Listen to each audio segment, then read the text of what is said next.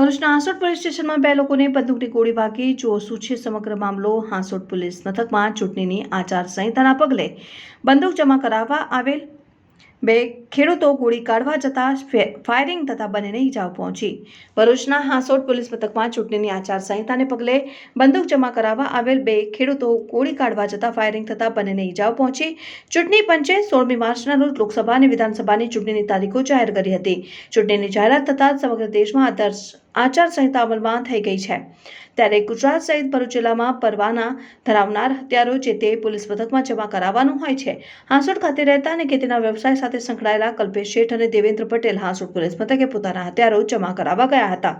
દરમિયાન બંદૂકમાંથી ગોળી કાઢવા જતા જ અચાનક ફાયરિંગ થઈ ગયું ને જે ઘટનામાં બંને ખેડૂતોને ગોળી વાગી તેઓને ઈજાઓ પહોંચી અને ઈજાઓને પગલે બંને ઈજાગ્રસ્તોને તાત્કાલિક સારવાર માટે હાંસોટની કાકાબા હોસ્પિટલ બાદ વધુ સારવાર માટે સુરત ખાતે ખસેડાયો. ઘટનાને પગલે હાંસોટ પોલીસ વધુ તપાસ હાથ ધરી છે.